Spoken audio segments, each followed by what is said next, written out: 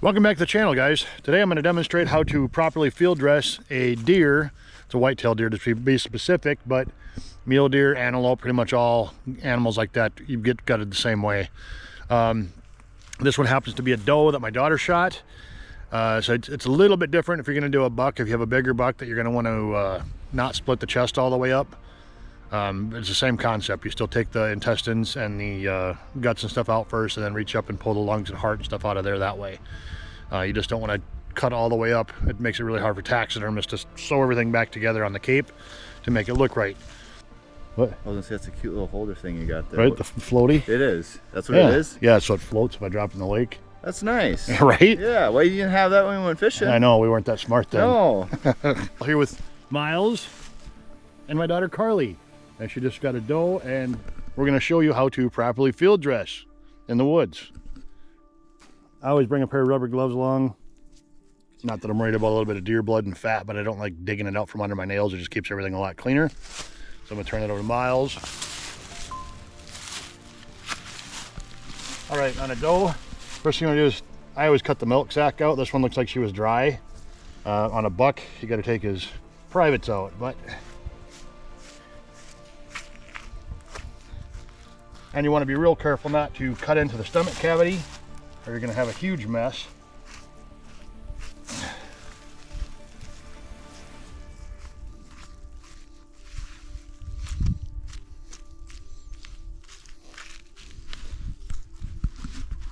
But sometimes when your name is Chad, it's an accident. What? Sometimes when your name is Chad and there's an accident. All right. Nice, split it all the way down to the pelvis. Just like that.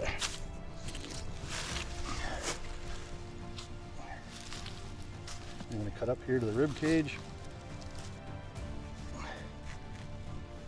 All right, so once you get to the bottom of the rib cage, you can stop.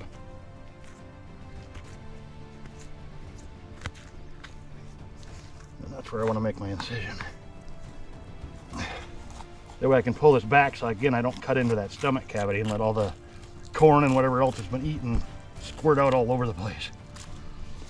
Just like that. All right, now what I do is reach up in here, leaving the heart area.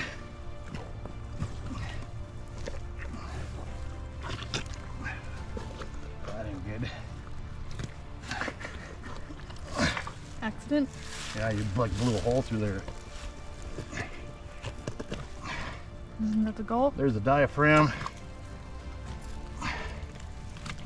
So I'm gonna cut the sides of that out. And then I'm just gonna grab this and give it a pull just like that. That took most of the guts. We'll have to go back in and get the lungs.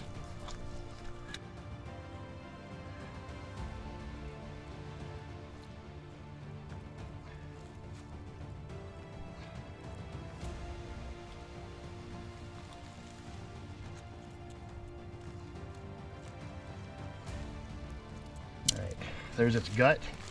So we'll leave that for right now.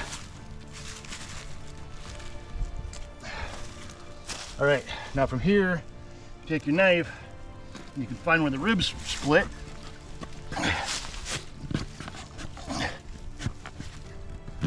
And this can be a little bit of a chore.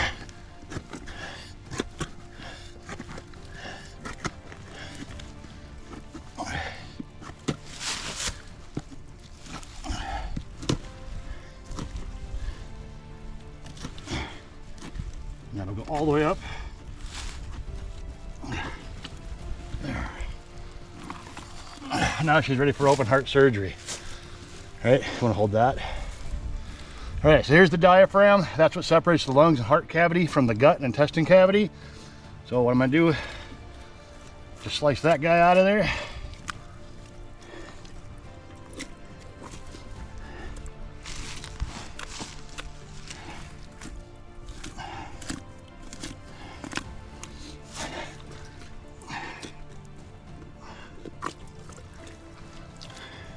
Now I've got a hold of all this. I'm going to reach up here to the front, cut the windpipe.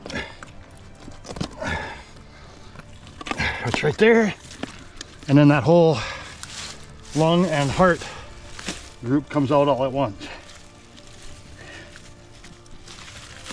Oof, perfect shot. I know, right? We'll do the lungs part. There's its heart. So do you want the heart? No. No? Okay. Good. But you gotta take a bite out of it. I'm not doing that. No, That's are you tradition. Sure? It's not. You say that every time. You don't Nobody's have to ever swallow done it. it. You just gotta Sister chew deer on it. gave her life for your sustenance. You will eat the heart I will not. and be part of the forest. Okay.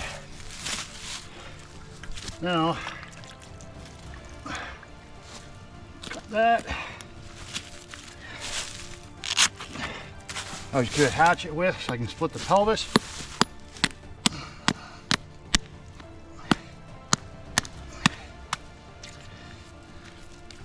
Ouch.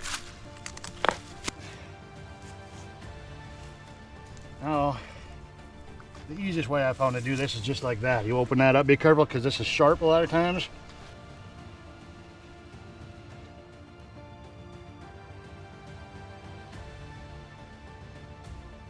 And I've seen people tie off the gut muscle and stuff in there. I just never bothered to mess with it because you can get it, it's only going to be there for a second, and we'll take it and rinse it out with a hose.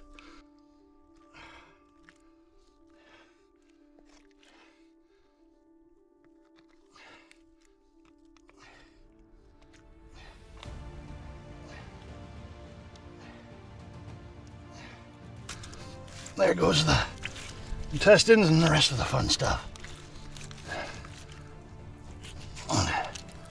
Yeah, perfectly placed shot. Good job.